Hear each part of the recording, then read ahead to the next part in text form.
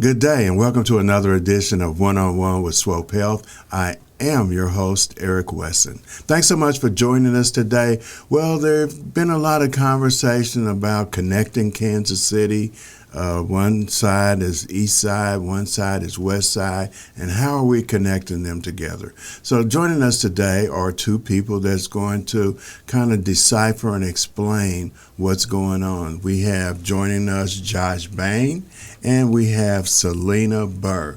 Thanks so much for joining us. Thanks for having us. Yeah, thanks for having us today. So are you from Kansas City, either one of you? Well, I was originally born in Green Bay, Wisconsin, and then moved to the area as a kid, and then I've been here since I was a freshman at UMKC in Kansas City proper. Okay, so you didn't go to high school here or anything? No, I went to high school up in Kearney. So, Okay, yeah. so you're, what do they call them, cheesehead? Cheesehead, yeah, for sure. You're at the Green Bay Packers game yeah. with cheese on your head. Yeah, yeah. Wisconsin cheese So, is great. so Selina, what about you? I've been in Kansas City for about 8 years now. Mm-hmm. So I grew up in South Texas and then lived in the Northeast for a while, and then moved here 8 years ago. Okay. Yeah. So how do you like it, both of you? Or implants, I guess they would call it. Yeah. So how do you like it? Oh, I love Kansas City. It's home. I can't imagine living anywhere else. Don't always love the 8 seasons of weather that we get, you know? But yeah, I can't imagine living in another city, honestly. So would you rather have the cheese or the barbecue? Ooh, that's a good question. I think you can only have so much of both, frankly, so it's good to swap out occasionally. Okay. But yeah, I'm a big barbecue fan, too. So Josh, what's your role in the connecting Kansas City, the west side? What's your role in that project? So I work for a private company called WSP. We're primarily an engineering and urban planning firm, and we support the city on this planning study in particular. And so I'm the project manager, so I get to wrangle the whole team of planners, engineers, landscape architects, communications professionals who are really working day to day on a lot of the aspects of the plan. But we work under the direction of Selina at the City of Kansas City, and make sure that we're aligned with the city's goals and are just kind of on track and doing the sort of work that is a priority for them. Because as consultants, we have a lot of capabilities, but we need direction and guidance from consultants who work with the community daily. Or, I'm Okay. sorry, the city staff, not consultants that work with the city daily. So Selina, what is the disconnect? What created the disconnect on the west side for the remainder of Kansas City? Well, for the West Side, excuse me, for the Reconnecting the Westside project, the primary thing that caused the disconnect was the construction of I-35. Decades ago, the first viaduct was built in the 1940s, the first part of the viaduct, and then it construction continued in subsequent decades, but just having that barrier between the West Side neighborhood and the rest of Kansas City, downtown Kansas City, is definitely a big disconnect for the community. So how did it disconnect the community? Businesses, schools, what happened to create the disconnect? Well, first of all, I would say displacements is probably the biggest one I can think of. Taking people's homes and businesses to build the highway. That's not something that was unique to Kansas City at all. It happened all over the country, where highways were built in inner cities, and people's homes and businesses were taken. And so I think that was one of the biggest things that created the disconnect. But also I-35 is a physical barrier, and it has effects kind of attached to it. So there's a lot of traffic on I-35 that creates, air quality issues for the surrounding community. Along with noise, And because noise. yeah, Absolutely. it seems like it would be a lot of noise living by a freeway. Yeah. So what made someone say, hey, we need to do a study and focus on this disconnect? what was the straw that broke the camel's back? Because this has been going on for, like you said, since 1941. So here we are in 2025, and 2024, I think, is when the language really started focusing. So what was the straw that broke the camel's back that would have a study take place? Well, do you want to take that, or I can take that? I can take part of it. Okay, Yeah, yeah. I think the biggest opportunity came from the bipartisan infrastructure law that was passed by Democrats and Republicans and created a new program, a pilot program called the Reconnecting Communities Pilot Program, that acknowledged that the way we used to build things didn't always do things the right way. It wasn't just for the communities who lived there, and was trying to look at ways to undo some of those harms in the past. And so this program was specifically funded for locations and projects that had that disconnection historically.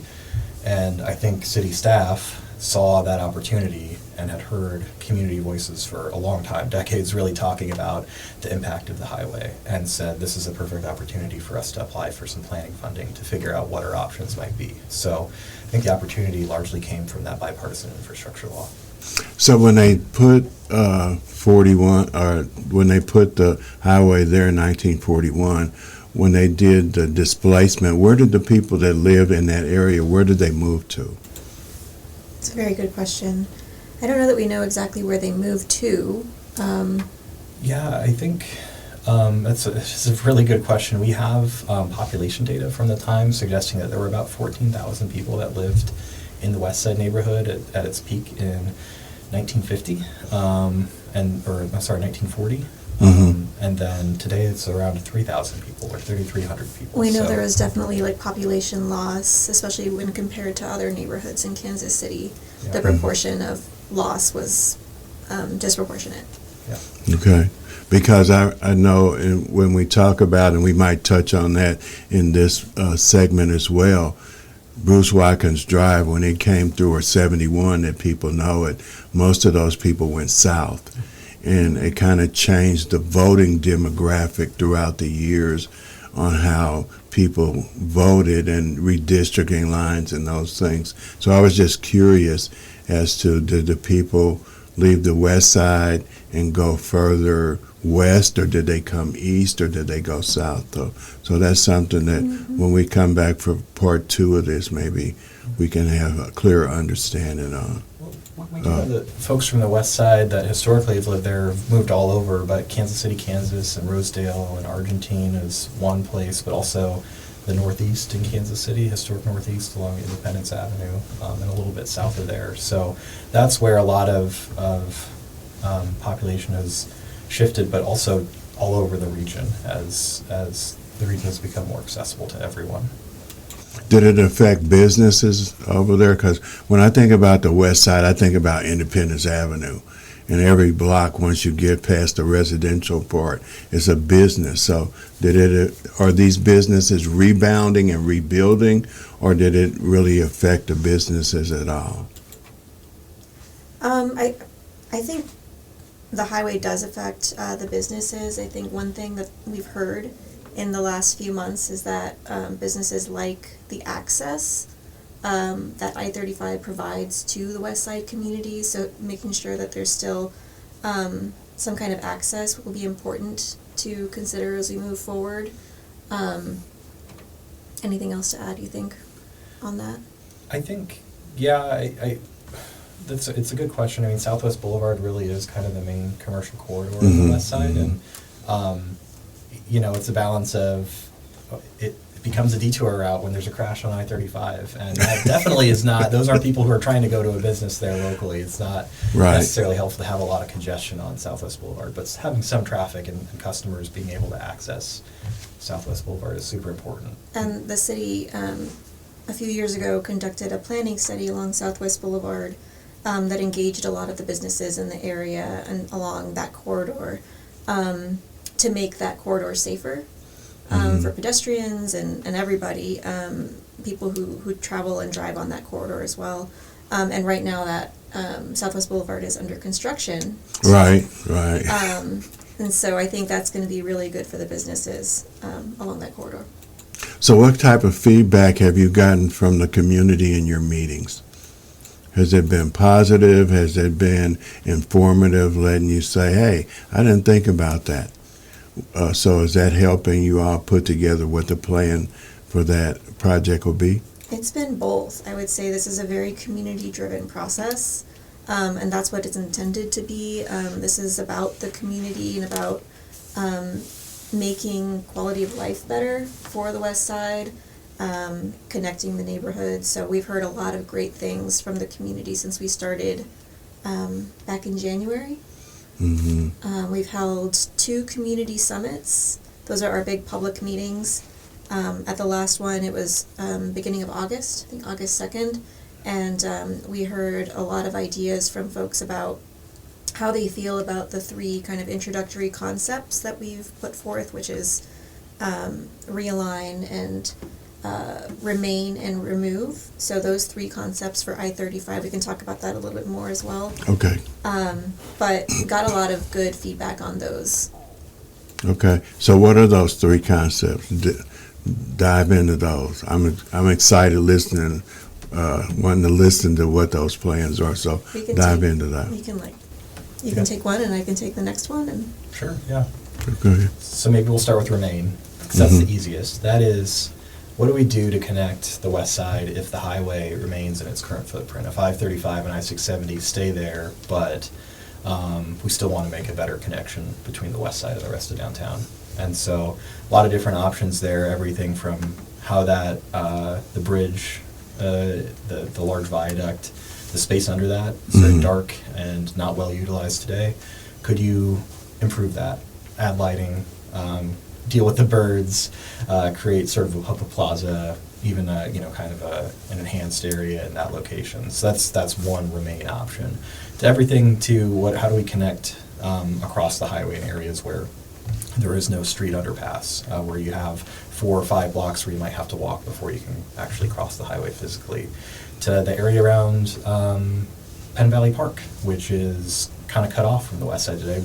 One of the biggest parks in the city and right next to the West Side, but I don't think many people on the West Side would say that's my park that I go to, or would walk to anyway, because it's so divided by the freeway ramps. So we've looked at a bunch of different strategies that are big and small to make some reconnection if the highway stays and doesn't make any big moves. And so that's what the remain options look like. And a lot of those micro ideas, like sort of suggestions here and there, those have come from people putting a line on a map physically at a meeting or on our website using our engagement tool, or just talking to us on the phone and telling us what they want to see. A lot of these ideas we've been, they come, we get dozens and dozens of specific suggestions, and then we want to take a look at how realistic they are and whether or not we can make them happen. And so that's the source of a lot of our creativity and ideas that have come from this, is the community.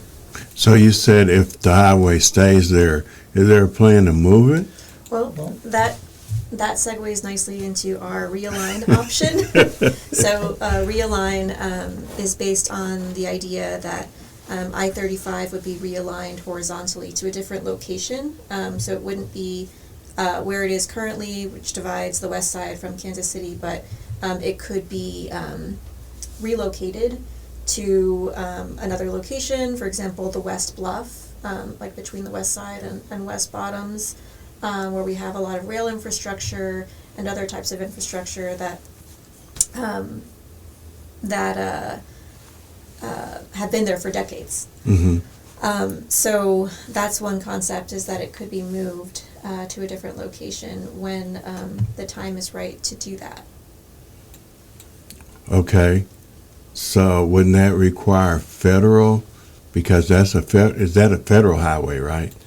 It's an interstate. Interstate. Yes. So that would require the feds funding, relocating it, or drawing around the city, or making a loop. Would that be something that would be feasible?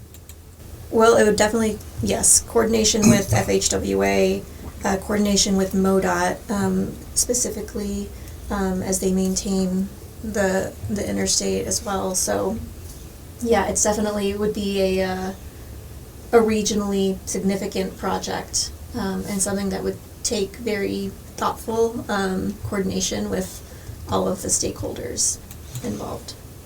Okay, what's number 3? So number 3, we've been calling remove, and this comes from what several community members have said was just remove it, just tear the highway down. So taking that kind of a couple different directions, but basically the background there is only about 1 in 3 trips that use this section of I-35 today are headed anywhere within the greater downtown area, from 18th and Vine over to Paseo and 12th Street, all the way up north to Briarcliff in the Northland and the West Bottom. So big area. Only about 1 in 3 trips that use I-35 today are going to that location. The rest are pass-through trips, going from one point in the region to the other. So the idea is remove that chunk of highway and have the traffic disperse into other routes throughout the region, I-635, for example, or US 69, 18th Street Expressway in Kansas might be some. But they disperse throughout the region. But then we would still have some sort of connection, either connecting back into the city grid at, say, 7th Street or Rainbow Boulevard, or continuing on through another, like at Grade Boulevard, something like maybe Ward Parkway or the Paseo, but maybe a little bit smaller and slower moving traffic. So you still have a local connection, but it's not meant to move a bunch of pass-through traffic from the region. So some people have called it remove. We got the suggestion a couple weeks ago to call it reroute, because that's really what you do, is you reroute 635 through other existing facilities. Mm-hmm. So give people a visual of what's by 635. Because earlier you had mentioned Penn Valley Park and that area. So what's by 635? So I-635, what's by 635 today? What's a landmark that people are, okay, that's where he's talking about? The biggest landmark, so 635 goes north-south, so if you know where the former Indian Springs Mall in KCK is, Okay. that's 635, and it goes all the way to Johnson County to I-35. If you've ever driven during rush hour in the afternoon, you know that exit from I-35 going north to 635 going north gets really backed up in that area. So that's something that we'd have to address. If now I-35 is 635, we'd have to figure out that backup. But and it's a single lane. I think it's a left-hand exit at that location, so it's not ideal today. Right. But that 635 kind of goes north-south, basically until you get to I-29. It crosses the Missouri River into the Northland, and then goes all the way south to Johnson County. And Right. if you're familiar with sort of the Indian Springs Mall or what that used to be, that's what it goes past. And one of the things that we're doing currently is looking at the potential traffic impacts of all these different scenarios. So what happens if traffic's diverted on a regional scale? What does that look like? And what does that mean for the areas around it, as well as the entities that own and maintain these roads and highways? So with an ideal situation, what would you all like to see done? Remove the highway, reroute it, figure out how to work around what you already have that's existing, because rerouting it, maybe my grandkids would get an opportunity to benefit from it, because for some reason things don't move that fast around here. So in an ideal situation, what would you like to see? Well, for me, I think there are lots of different things that could be successful, including all the different options that we're looking at right now. As a planner, I'm just so used to looking at evaluation criteria and being very methodical about these types of decisions. And so right now we're going through a screening process, and we have all these individual metrics that will measure the alternatives by, and then getting community input. So I think for me the most important thing is that it's a community-driven process, and that we're able to identify the best solution or package of solutions that kind of pass our screening criteria. So I don't know that I have the answer myself. I think it's just trusting in the process, in the planning process, and the community. So how do we keep it as a priority? the next administration comes in and they were like, City Hall changes, mayor changes, city council changes. Right now, it's a priority with this city council and this mayor. So the next one, it might not be the same. So you've got all these wonderful plans and ideas, and then they go to planning and they go on a shelf somewhere, and 25 years from now, somebody dusts it off and tries to re-implement it. So how do you keep this as a priority? Because one of the things that concerns me, and not only about 35, but 71 are health issues, asthma, bronchitis, lung diseases, and those things. So it's really important. So how do you keep it as a priority? Yeah, 100%. It's very important. I think, in my opinion, it's about maintaining momentum.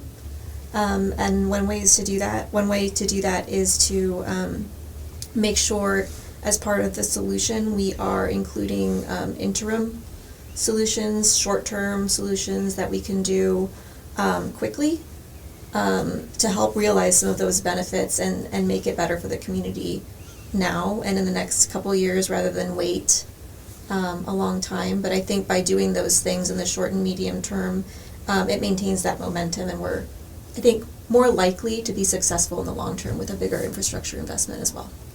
Do you have anything to add on that? Just that in this particular case, the I-35 viaduct that we're talking about, built in 1946, is aging, and it carries a lot of traffic, and it has real infrastructure needs. And so the owner of that facility, MoDOT, is going to be making investments either way. And so this is a way to sort of help MoDOT understand what the community wants. Now, there's different costs to different level of investment, and ultimately they have to make, prudent financial decisions on all of this as well. But if they have good evidence and good data that meets their needs around state of good repair, the safety for people using the highway, which is not great today, the way the system performs in terms of traffic flow, not great today, and we can present them with some reasonable alternatives. In my experience, MoDOT is very receptive to that, and they can continue to, work it through their prioritization and capital planning process. It's not as if the highway is going to fall down tomorrow, but it's old. It's older than most highway bridges in our region, and so it's definitely going to need some attention soon, and this is an effort to kind of get ahead of that. And so the momentum is going to come whether we want it to or not. It's just, how do we keep these ideas at the front of everyone's head and make sure that we're meeting state DOT's needs as well, because those are really important. And they get a lot of direct federal funding as well. Right now, folks are really focused on the competitive discretionary grants, like the Reconnecting Communities pilot program or Build and other things. But most federal funding flows for surface transportation flows directly to the states, and then they make decisions about how to spend that money. And so MoDOT has a lot of influence in how this works, and so I think they're going to be really important in determining its future as well. And in my experience so far, they've been really open to hearing community voices as a part of this process. So people that travel that area, because we talked about, the traffic that's in that area. So are they in Johnson County and work downtown, or do they work downtown and live in Johnson County? Because I'm trying to figure out where all these people work, especially on 35 at the rush hour. And that's like, a 4-lane highway? And it's ridiculous. 4 or 5 lane highway. I think it's like a 5 in some places. Yeah, 2/3 of the folks are traveling outside of the downtown area. So they're just passing through. Gotcha. Going somewhere else in the region to work, maybe in the Northland or by the airport, or, there are a lot of other destinations outside of downtown that people are trying to get to, but they are going through that corridor.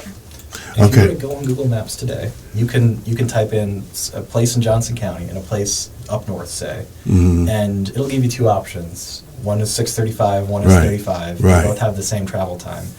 But we know that most people are taking 35 for that journey, not 6:35 for that journey, just because it looks more direct on a map, and it's probably the default that Google Maps is going to give you. And so we're fortunate that we have so many options in our region for how you get around.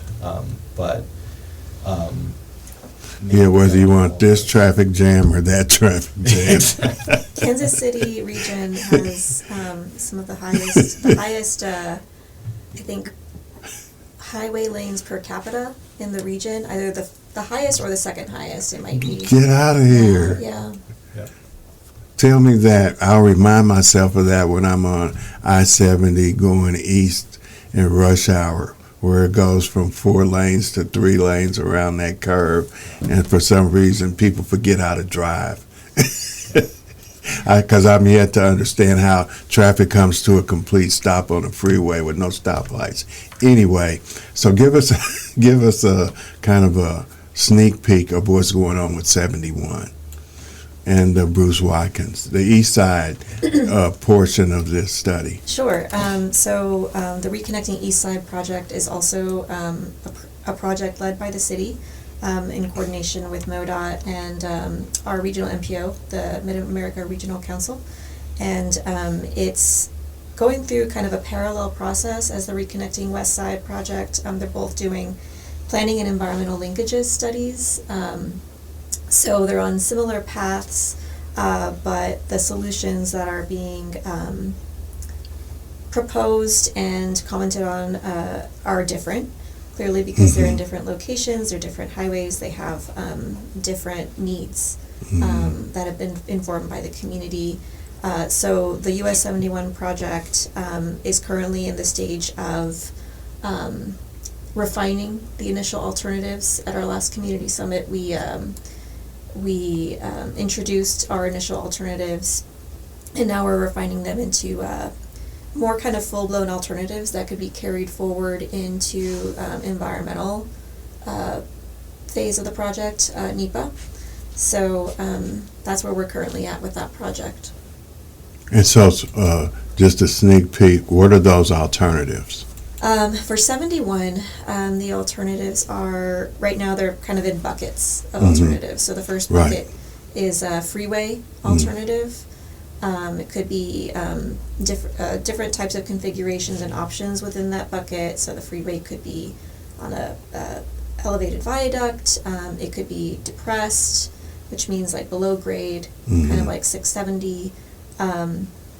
It could have different kind of on-ramp and off-ramp configurations. So there are a lot of different design options with that bucket of alternatives. And the second one is a parkway bucket. So what happens if we turn Bruce R. Watkins Drive into what folks were thinking might have happened decades ago, and put more stop signals there and really slow it down? The idea is like traffic calming along that stretch. And then the third bucket would be return to grid.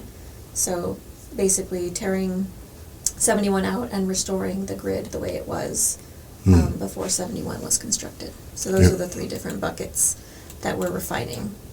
And that will require everybody going back out Prospect. Prospect is a big component of this project, and something that we hear a lot from the community. So we're really taking a close look at how these improvements along 71 would affect Prospect. All right. Selina, Josh, thanks so much for joining us today.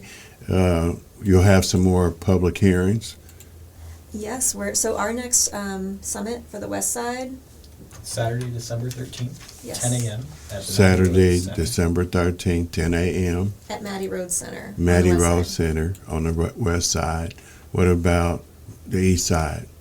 That one, we don't have our next community summit date yet, but we think it'll be sometime in the first 3 months or so of 2026. Okay. Thanks so much for joining us. Thank you so We much for having appreciate us. that. I'm glad to get a clarification, because there's a lot of confusion about, what will this project finally look like when you're connecting it all to Kansas City. So I'm glad you all were able to clarify some points for us, and we'll have you back in again to talk about the east side and what that project will look like as well. Sounds good. Thank you very much for having us. As always, I have the greatest viewing audience in the world. Till next week, remember, tough times don't last, tough people do. Until next time, peace.